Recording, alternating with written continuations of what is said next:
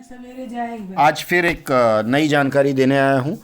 भारतीय विमानपत्तन प्राधिकरण अर्थात एयरपोर्ट अथॉरिटी ऑफ इंडिया में राजभाषा ऑफिशियल लैंग्वेज और एयर ट्रैफिक कंट्रोल की भर्ती आई है।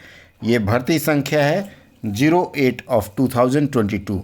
इसमें देखिए मैनेजर ऑफिशियल लैंग्वेज लिखा हुआ है, 2 पद हैं, दोनों अनरिजर्व कैटेगरी के हैं। उसके बाद junior executive air traffic control है, इसकी बम्पर भर्ती है 356 भर्ती और अनरिजर्व कैंडिडेट के लिए 145 सीट है। ईडब्ल्यूएस के लिए 35 है, ओबीसी के लिए 96 है, एससी के लिए 53 और एसटी के लिए 27 है और साथ में पीडब्ल्यूडी के लिए 3 है। इसी तरह से जूनियर एग्जीक्यूटिव ऑफिशियल लैंग्वेज, इसके पद हैं 4, 3 अनरिजर्व के लिए और 1 है ओबीसी के लिए, 1 पीडब्ल्यूडी के लिए है। उसके बाद सीनियर असिस्टेंट ऑफिशियल लैंग्वेज, इनके 2 पद हैं, दोनों अनरिजर्व हैं। ये वैकेंसीज टेंटेटिव कही जा रही हैं और वैकेंसीज समय के अनुसार बढ़ सकती है या घट सकती है। इसके बाद इन्होंने इसमें बताया कि किस कैटेगरी के क्या है। क्वालिफिकेशन जान लेते हैं।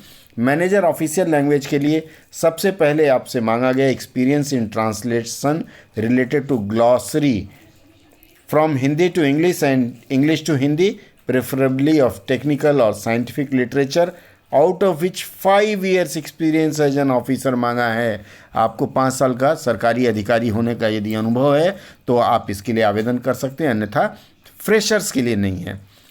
पोस्ट ग्रेजुएट इन हिंदी और इन इंग्लिश विथ इंग्लिश और हिंदी रेस्पेक्टिवली एट सब, मतलब अगर हिंदी में है तो ग्रेजुएशन में इंग्लिश होनी चाहिए और अगर इंग्लिश है तो ग्रेजुएशन में हिंदी होनी चाहिए।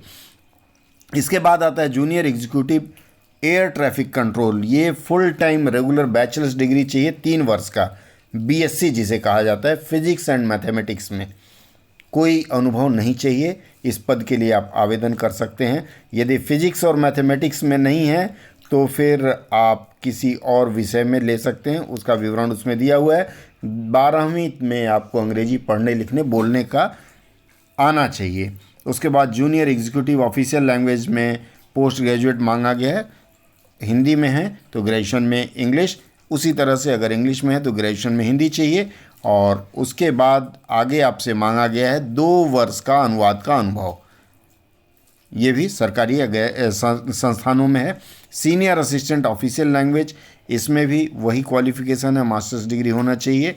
और उसके बाद आपके पास फिर से 2 वर्ष का इन्होंने अनुभव मांगा है, सरकारी हो या अन्य संस्थाओं में। और इसमें एक चीज़ लिखा है, विशेष ध्यान देने वाली बात है कि आपका ग्रेजुएशन में बैचलर्स डिग्री में मिनिमम 60% होना चाहिए, पीजी में भी 60% होना चाहिए। अगर इससे कम है तो आप इसके लिए आवेदन नहीं कर सकते।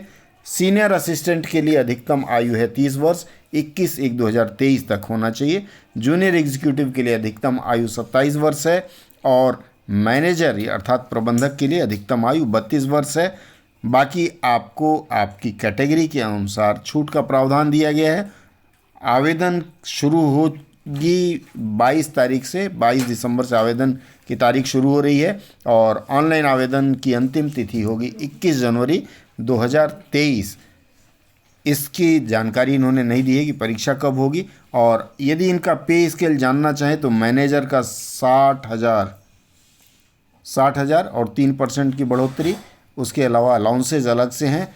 जूनियर एग्जीक्यूटिव E1 में आता है, ये 40,000, ये पुराना स्केल है मुझे लगता है, और 3% की बढ़ोतरी है। उसी तरह सीनियर असिस्टेंट NE6 में आता है, 36,000 इनका वेतनमान है। अगर आपको लगता है कि आप इसके लिए आवेदन के पात्र हैं तो आवेदन की प्रक्रिया के लिए कमर कस लीजिए।